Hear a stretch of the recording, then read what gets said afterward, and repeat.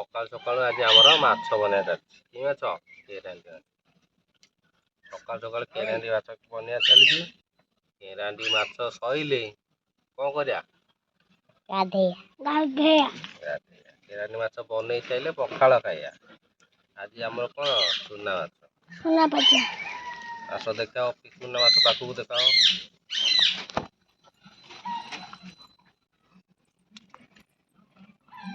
ସେମିତି ହଲଉଛୁ କାହିଁକି?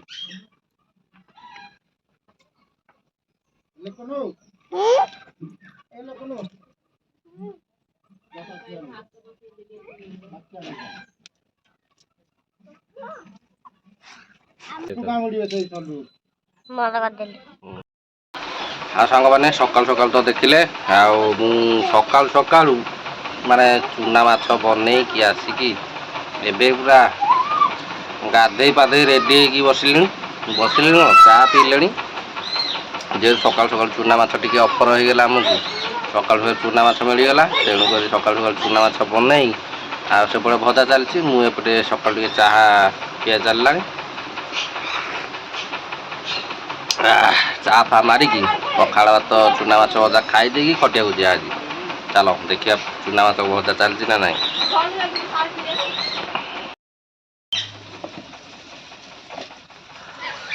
ଆଉ ସାଙ୍ଗମାନେ ଏବେ ତ ମୋର ଚା ଫା ଖିଆ ସରିଗଲାଣି। ଚା ଫା ଖାଇକି ଏଇଠି ବସିକି ରୋଷେଇଶାଳ ଦେଖୁଛି। ଆମର ଚୁନା ମାଛ ଭଜା ହେବାକୁ କହିଥିଲି, ଚୁନା ମାଛ ଭଜା ଚାଲିଛି। ରୋଷେଇର ସେପଟେ କ'ଣ କାର୍ଯ୍ୟକ୍ରମ କରୁଛନ୍ତି। ଓହୋ ସରି, ରୋଷେଇଆଙ୍କର ରସୁଣ ସରିଯାଇଛି, ରସୁଣ ଆଣିବାକୁ ପଡ଼ିବ ଏଇନା। ରୋଷେଇଆ ତାଙ୍କର କହିଲେଣି ମାନେ ଆଣିବାକୁ ପଡ଼ିବ ଆଉ। ଚାଲ ଏଇଠି ତ ଆମର ଚୁନା ମାଛ ଭଜା ଚାଲିଛି। ଏଇଠି ବା ତା ମଶା ବୁନିଆନ୍ତି ଚୁନା ମାଛକୁ ବି ଜଗିକି ବଇଛନ୍ତି। ଏଇଠି ଦେଖ ଚୁନା ମାଛ ଜଗିକି ବଇଛନ୍ତି ବଂଶ ଗୁନିଆନ୍ତି। ଆଉ ଗୋଟେ ଆଇଲା, ଆଉ ସେପଟେ ତ ଆମର ଚୁନା ମାଛ ଭଜା ଚାଲିଛି ଆଉ। ଚାଲ ପାଖରୁ ନ ଦେଖିଲେ କ'ଣ ପେଟ ପୁରିବ? ଚୁନା ମାଛ ଏଇଟା ଲିସିନଟା ପୁରା ବଡ଼ ବିଲେଇ, ସେ 2 ଗୁଳିଆ ବିଲେଇ, ସେ 4 ଗୁଳିଆ। ହଉ ଚାଲ ଚୁନା ମାଛ ଭଜା ହେଇଥାଉ।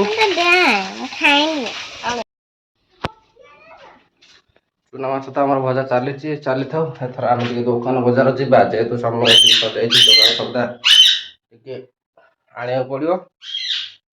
ତେଣୁକରି ଦୋକାନ ଆମେ ଟିକେ ଯିବା। ପଇସା ଅଛି ମୋର ସବୁ ଆଉ।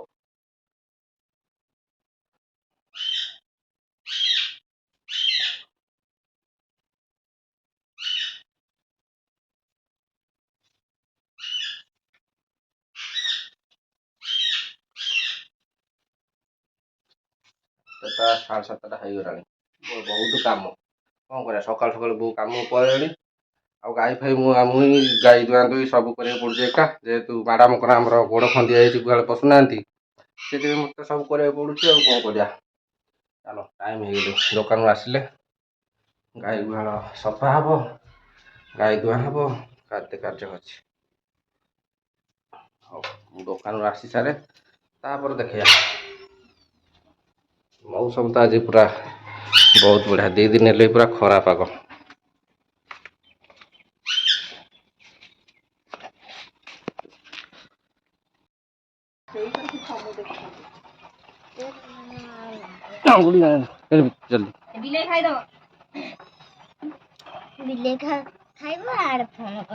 ହଁ ଏଇଠି ଆମର ସକାଳୁ ଏଥର ଚାଲିଲାଣି ମାନେ ଡବଲ ଧମାକା। ଟ୍ରିପଲ ଧମାକା ବି ଅଛି। ଆଇଲ ଦେଖିବା।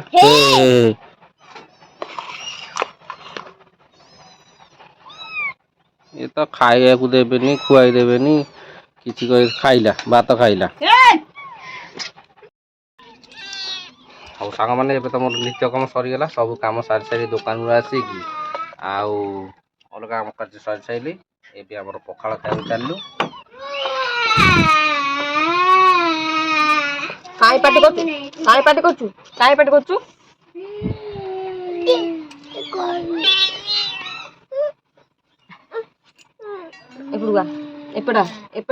ଏପଟେ ପଛପଟେ।